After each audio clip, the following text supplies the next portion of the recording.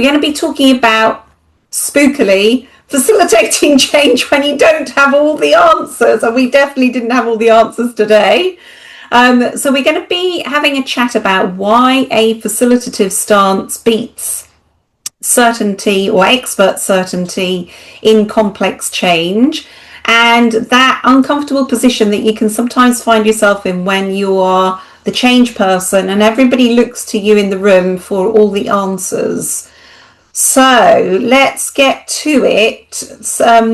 Sarika, have you ever felt that sort of pressure to perform when you don't necessarily know all the answers? To be honest, no. Actually, never, because I've always been upfront. And I think I just put out something also yesterday. It was just last week and everybody was looking to me for advice. And I was like, well, I don't know, but how about we just, look for perspectives that we haven't explored as yet? And then I put the invitation back to everybody in the room and that's what our meetup is also about, right? I don't know what I don't know, and together we know. And that's what we want to be able to say. But having said all of this, specifically in my context, I would say not everybody can do that, because you're right. I mean, as a leader, first of all, you're expected to know. Now, of course, there were people in the room who were like, she doesn't know and she's going to lead us to where? Because she doesn't know, right? But I think if you give it that space and time, that question automatically moves, because people realize, oh, that's what she's done. She's unlocking our potential by giving us that space and also jumping in together with everybody in the room, pretty much as an equal, right? I mean, why am I better than you in finding the solution? For all I know, you all might be better than me. And it's not about comparing, right? It's about the brilliance you have in the room. Yeah. And basically just making that shift from telling people a solution to asking questions or nudging in the right direction and hopefully getting some ideas. Yeah, definitely. It's interesting. And I want to pick up on what you said there about holding the space, because ironically, I've been doing a lot of sort of research and reading around this concept of holding the space and what does it actually mean? That sort of, what are you actually doing in the room? And it's kind of an area that's fascinated me for a long time, that as coaches, that's what we're doing. And when we're facilitating, we are in effect holding the space. We're creating that container that enables people to explore in a safe way, and sometimes in a challenging way as well, because you want that sort of disagreement and discussion, because that is then going to surface more ideas and potentially more options. So that's what we're doing, both as coaches and facilitators, is holding that space for other people, for their brilliance to shine. Exactly, because it is never about you. It is about, and actually it's not even about everybody in the room. It is about moving everybody towards a certain goal, towards a certain purpose that we together can, help each other reach. Yeah. And I think that's why it's not about us as the leader at all. And that makes it easier, though I hear from a lot of leaders, and I'm sure you do, because we both, coach leaders too. So people struggle with it, right? Because you are looked at as you know it all. And I'm like, you can't know it all. First of all, the world is too complex.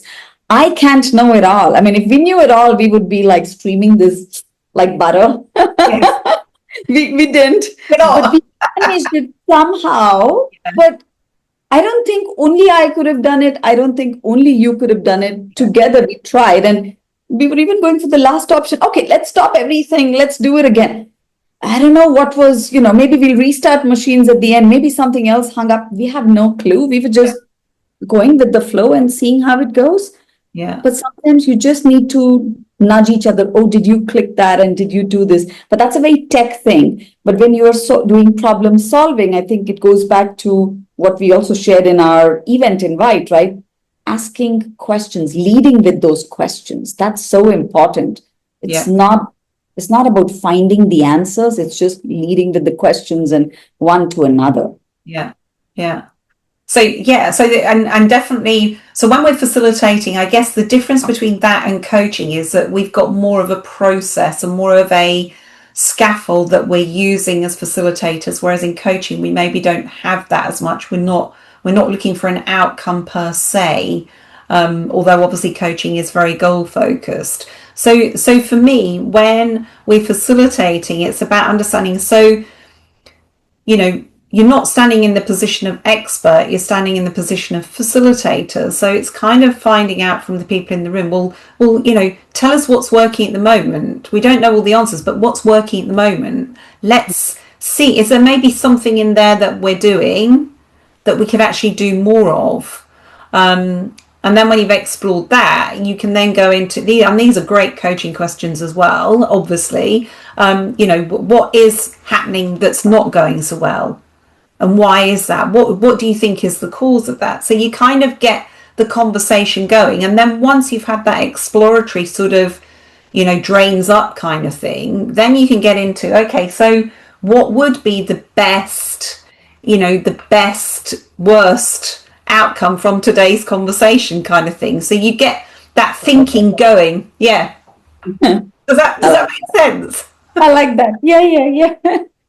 No, and I think just to what you were saying also some time back, right? It's about saying what we know about the context, or what do we really know about something today. I think it's about, and we talk about a lot of this in our change spaces, of course, also coaching and facilitation. It's about sense making. Yeah. It's about navigating, what do I want to say? Navigating that uncertain space, because the moment we get that question from people, it's like leaders know it all. Yeah. It's more like there is certainty in that question itself, right? When you look to a leader for direction, you're looking for certainty, and that's pretty human. Yeah. And I'm okay with that, but the world is not like that anymore, right? So there's no certainty, and that is more the reason why the brilliance in the room is needed, because you might have a perspective or an experience that I don't share. And I'll be like, oh my God, I think what Rose said definitely makes sense. What if I mix what she said with what XYZ said, and can we do something together about it? And I think it's making sense of what everybody is saying and then putting that together in some way, or even deleting what some things were said, because it's not about you said something awesome or I said something that didn't sound right. It's about what's important to move forward. Again, it's having the space to move those conversations forward with a facilitative stance, right? Yeah. And so something that you said there in terms of when leaders get asked questions, I think, having been, and you've been in these roles before, when you're a leader, there's always a kind of unspoken pressure on you to answer questions. Like when you're doing town halls and things, you always have to have an answer. And so if we take that facilitator stance instead of the expert stance, it would be something like, instead of giving an answer, you might say, well, that's an interesting question. I hadn't actually thought of it like that. I'm curious, what's kind of behind that question, or what is the context of the question, or something. So you actually explore the question rather than the answer to the question. So you are moving away from immediately going into that expert sort of train of thought. You're actually keeping it at that curiosity level, and you're inviting the other person as well to be curious about what was that question, what was the context of the question, what was behind it, what's the perspective of the question, because questions always have a story. Yes, and I'm just going to say, I think you framed it really well. The way I'm going to just extract out of all of that and say is, we want to move them from being experts to being enablers. That's exactly what you said. Yeah. Whether that's enabling the conversation with leading questions, whether that's rephrasing questions, whether that's holding space, it's just being that enabler. Yeah. And I think enabling the conversation is a really great reframe, because what you're then doing is you're you're getting a more nuanced conversation about what's really going on, and the narrative that is behind it. And then together, you can then see it, it's in front of you. So you can then explore it together and say, okay, so what are we noticing? What have we learned? What are we going to do with what we've learned? And what other perspectives are there out there? Listening into this conversation, what's your take on what the conversation is about? What are you taking from this? So it then kind of moves the conversation in a direction from expertise and knowing the answer to one of exploring and curiosity and possibility, and allowing that. What I love this phrase, and I can't remember where it came from, where I first read it, so I can't source it, but that emergent wisdom. I love that concept of emergent wisdom, that it comes out of the conversation. Yeah. So I think, and I don't know, how long do we have? Do we still have more time to talk? We do. Yeah. Okay, so maybe 4 more minutes or something. We're on 5:20, so we started at 9 minutes past 5, so we've got a good 10 minutes. Yeah. Okay. Yeah. So what we are really saying, if I get this, and I'm now just abstracting out of what we've just said, right? So we're saying, as a leader, don't tell, but ask questions. So we're shifting our frame from telling to asking. Yeah. Because asking questions is going to enable conversations, is going to unlock the problem in the room. That's one. And this we are saying because of the brilliant minds in the room that we have. We are also saying that this can only be done by co-creating things in the room, right? It's all about co-creation. I can't do it alone. You can't do it alone. 10 people in the room can't do it alone, but together we could. So if we put all minds at work, then we are probably going to shift that conversation in some good direction forward, because then we're all agreeing. So for me, that's also about shared ownership. Yeah. Because that way I'm not telling people what to do, but they're actually going to co-own whatever they come up with, and nobody is going to even. Yeah, so that's, for me, that's also bypassing resistance in terms of, solving issues, and they're like, oh, this is our solution, let's be happy about it, right? So yeah. And just to bring it back into that facilitator mode as opposed to coaching mode, I mean, we've got millions of tools that we can help us frame a co-created conversation. If you think about things like canvases, so that you've got something that people can visualize as they're having the conversation. It's interactive because people can use post-its or, a virtual whiteboard. So and you can use techniques where people do think first before speak. So, these are all different techniques for getting that emergent conversation going, that we as a facilitator, and then our expertise isn't in the topic, the content, it's in how we help nurture those kind of more nuanced conversations where solutions emerge from building and co-creating together. love it. I love it. Which, in effect, we've just done now, haven't we? Yes, we did. We're actually doing exactly that. And I think the beauty is the answer lies in the room, mostly. Most of the time, the answer will lie in the room. It's just about us as leaders being able to nudge that conversation forward and figuring out, how we can move the conversations and move people's potential to unlock the answers. Yeah. So what, in your mind and your experience, what do you think drives that behavior of wanting to be the expert? Just let's go back to that again. What is it that you think is driving that? I think it's the way leaders have led traditionally. And when I started my response to your first question, right, I said, I think I've never done that. And if I go back to when I was first a leader, and there was one project or program actually that I was hired for, like from elsewhere in the world to working elsewhere in the world. And I don't want to purposely give geographies because then it makes it very obvious, and I'm not allowed to do that. So, but if those people are watching, they will know exactly which program I'm referring to. It's quite easy. I think it was a jaw dropper also in terms of culture when I first said, I don't know how to do this, but looks like all of you in the room actually know how to do this, and you guys are going to help me do this, and I'm going to help you do this. And they were like, she just said she doesn't know how to do this. So that itself is a jaw dropper Yeah. because it's like, so we've hired her from somewhere else, and she's coming here as our leader, and she's saying she doesn't know how to do this. I mean, what the hell does that mean, right? So if I go back to that traditional approach to leading that people are Yeah. used to, as a leader, you're not allowed to say, I don't know, because you're a leader because you know it all. And that's not true. That's Yeah. really not true. Especially post-internet times, I would say, at least let's say it's not true.